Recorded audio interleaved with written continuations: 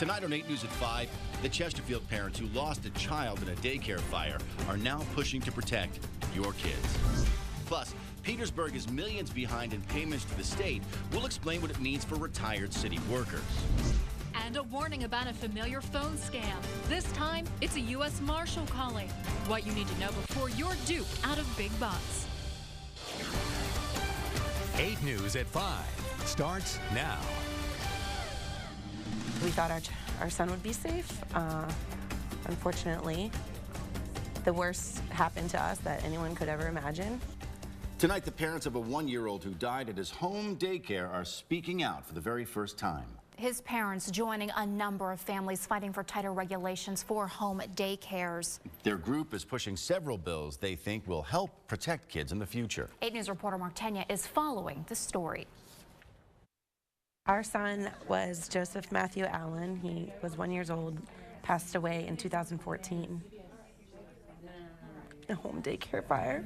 An emotional day for Jackie and Matt Allen. It's been a little over a year since they lost their son in a home daycare fire in Chesterfield County. The Allens say their daycare provider had more than 20 years experience and was recommended highly by friends and family. They say it wasn't until after their son's death they learned that provider had too many kids under Virginia law and should have had a license. Their provider was charged with a misdemeanor, the current penalty for running an illegal daycare. Right now, a misdemeanor is a slap on the wrist. The Allens, along with several other families who have lost children at home daycares, were at the Capitol today pushing several bills they're hoping will make home daycares safer, including fingerprint background checks for licensed daycares and a measure that would make it a felony if a home daycare provider operates illegally and it leads to the death or serious injury of a child. It's important for many families, especially for working parents, to have a safe and reliable place to send their children while they're at work. The Allens say they'll do whatever they can now to help prevent other parents from experiencing what they've gone through. To this day, no one has really been held accountable for our son's passing. This has been extremely difficult. Our lives are forever changed. We're here today at the General Assembly fighting for our son, fighting for Joseph's law. In addition to those bills, the state will study if any more recommendations should be made to promote child safety at licensed and license-exempt daycares. Mark Tenya, 8 News. We have a live look outside at the weather where you live tonight. It is pretty and sunny, but you can't tell from this picture just how cold it is out there. It really feels like winter. We had a little bit of a break, but it is back now. And John, you're telling us we have the chances for snow, too. We're going to be in for a little bit of a wild ride over the next 5 days with a couple opportunities for wintry precipitation, a wicked blast of cold air. And that's going to end up turning all over rain. Let's talk about the first opportunity. This is a system coming down right out of the upper Midwest, streaming across South Dakota and Iowa. It's going to take the low road all the way down to the south of us. In fact, there are winter weather advisories and winter storm warnings southeast of us. The winter storm warning is way down in North Carolina. This system is going to come rolling through the area tomorrow. Watch as I put the map into motion for you. Taking to the middle of the day, light snow breaks out to the south of us, and then it slides through and heads up into southeastern Virginia. We're going to be on the very northwestern edge of this, but this is going to affect late afternoon rush hour tomorrow and could result in maybe a few slick spots on some of the roads if we get a little snow accumulating for us. But then after that, it will clear out, and it is going to be bone-chilling cold. We'll talk about that in the full forecast coming up. Tonight, Petersburg Mayor Howard Myers delivers the annual State of the City address. Protesters expected to attend tonight's speech are demanding that Myers and the entire city council be recalled. 8 News reporter Parker Slaybaugh joins us live now outside the Appomattox Regional Governor's School to explain why those folks are so angry. Parker? Juan and Amy, good afternoon to you. Well, the VRS system is the system that public employees pay into. It's known as the Virginia Retirement System. It administers pension plans and other benefits. Well, today we learned from VRS that Petersburg has not been paying their part into the system and is millions of dollars behind. We've asked our leadership for transparency, but that doesn't seem to be forthcoming. Petersburg residents are furious over what they say is a poor state of the city. Today, the Virginia Retirement System tells 8 News that Petersburg owes them $2.5 million. In fact, no payment has been made to VRS since July of 2015. But when you get to the tune of $2.5 million, something's wrong somewhere. The payments are due the 10th of every month. A spokesperson for VRS says most localities keep up with their payments, only occasionally having minor late payments. But for Petersburg, it's made no payments in 7 months. That's very disconcerting to find that out. Again, we should have been known about that. Our city manager should be telling council member about that kind of situation. It's very disturbing news. Our city employees deserve so much better. They work on a paycheck-to-paycheck basis. This group of citizens plan to attend tonight's State of the City wearing these buttons that say, quote, "I am bankrupt Petersburg, Virginia." They want the city manager, William Johnson, to go. Since we are on a city management form of government, council's in charge of the city manager. Ultimately, this comes back to him. We reached out to the city manager today for a comment, but we're told by a spokesperson that no one from the city would be available to go on camera for an interview. But we did receive a comment from that spokesperson that reads in full, and I quote, that the city of Petersburg is actively working Virginia retirement system to be current on payments by April.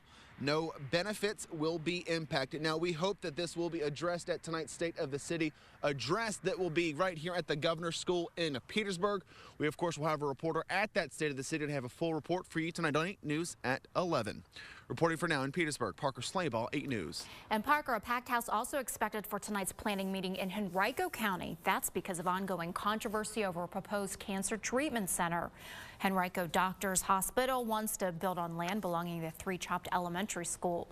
Neighbors say that land's already being cleared, even though the center hasn't been approved yet by the county. Our Matthew McClellan is there. He'll have more on this story tonight on 8 News at 6. There is a disturbing case tonight in King William County where a man's accused of filming several underage girls. Authorities say the arrest of Troy Pulver Sr. in Henrico closes a 2-year investigation. Pulver's facing charges that include videotaping an undressed minor and obstruction of justice. Investigators say they received a tip that Pulver was taping the alleged victims in a bathroom. A Henrico mom who crashed her car into a West End home with her child in the back seat will serve 11 months and 10 days behind bars. Larissa Jarvis pleaded guilty to DUI, assault on an officer, and endangering the life of her son. She's being allowed to self-surrender next Friday, February 19th. A new scam alert tonight, this one involving the U.S. Marshals Service. 8 News anchor Christina Fierig is in the newsroom now with more on what we all need to look out for. Christina. We just got that warning from the Marshals Service. They tell us a man is posing as a marshal, telling people they missed a federal grand jury, but they can avoid jail by paying a fine immediately.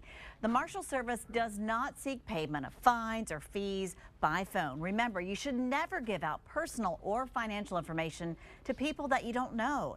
And if you do get one of these calls, report it to the FBI or your local police. Of course, we'll keep an eye on this and bring you any more information as we get it. Amy? Christina, if Dominion Power calls you demanding payment, hang up. That's the word from the Better Business Bureau tonight. They say imposters claiming to be Dominion Virginia Power representatives are calling residents and they're threatening to disconnect service if payment isn't made immediately. Victims say Dom Power even appears on their caller IDs. But BBB officials say if you get a call like this, hang up and call the number that appears on your bill to check your account.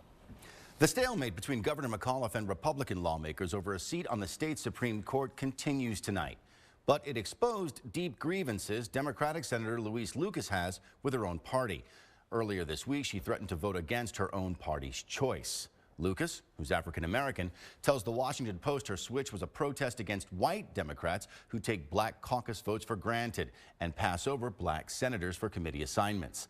Had she voted for the GOP's high court nominee, Rossi Alston, who's also African-American and not pictured here, Republicans could have ousted Jane Marm Roush, a recess appointment made by Governor McAuliffe. In a statement, Senator Lucas writes, I'm getting tired of being treated like I'm invisible, and that what we, members of the Black Caucus, think, feel, and say doesn't matter. Lucas dropped her offer to support the GOP after a meeting with Governor McAuliffe on Tuesday. Former State Senator Jim Webb says he will not run for president as an independent. Speaking in Dallas today, Webb said a run for president was possible, but the money for a successful campaign just was not there. He sought the Democratic presidential nomination in October, but dropped out after failing to gain traction. And a bill that could pave the way for a new Coliseum in Richmond easily passes the House. House Bill 1237 would give the Richmond Metropolitan Transportation Authority the power to build, own, and operate an arena. Delegate Manoli Lapasi pitched the bill to replace the aging Richmond Coliseum. New developments tonight in the Nicole Lovell case. The 13-year-old's best friend is now speaking out, saying she warned her friend about chatting with older men online. 2 Virginia Tech students are charged in connection to Lovell's abduction and murder. Lovell's friend says she first heard about David Eisenhower, the 18-year-old accused of killing Lovell, back in October. She says she became even more concerned when she learned Eisenhower's age. I told her that it's not safe and that she don't need to be talking to older guys because she might get hurt really, really, really bad. Yesterday, in an interview with Dr. Phil, Nicole Lovell's father said she'd recently been grounded for chatting online with older men. In Roanoke today, jurors heard what authorities found in the stolen SUV of murdered police reserve captain Kevin Quick. 6 alleged gang members are on trial in connection to Quick's death. Authorities say the SUV broke down while the suspects were driving in Louisa. Authorities found that abandoned vehicle a short time later, and then a forensic scientist from the state crime lab says the suspect's fingerprints were found on items in the SUV, including a bag of chips and Quick's driver's license. An economic alert from Wall Street, and the 4th straight day that all 3 major U.S. indexes finished lower. The Dow Jones dropped 1.6%, while the S&P fell 1.2%. The Nasdaq lost a fraction of a point. Coming up tonight at 11, a very strong young woman who's punching and kicking her way to success. Till my body can take it. Whenever I stop is when my body gives out on me. So other than that, I love it. That's 17-year-old Finley Loving, who has a passion for kickboxing and martial arts. We'll show you how she turned a bad experience into what she said is the best thing that ever happened to her. Finley's story and what you can learn from it tonight on 8 News at 11. Coming up next here on 8 News at 5, a story just in time for Valentine's Day. If you're looking online and striking out, your dating profile may be to blame. And Amazon really has thought of everything, now including a zombie attack. This is one that you have to hear coming up. You're watching 8 News at 5, covering the news where you live on this picture-perfect day, but it is cold out there. From the Boulevard to Staples Mill Road, stay with us. More 8 News at 5 in just a moment. This week on Good Morning Richmond, we're talking about ways to save cash in our On the Money segment. Tomorrow we'll tell you which items you should buy during which seasons to save the most money. We're going to be tracking your chance for snow tomorrow, plus the Arctic Chill for Valentine's Day. On top of that, another chance to win the $800 grocery giveaway. It's the easiest game in town. So make sure you join us tomorrow morning for Good Morning Richmond. We're on at 4:30.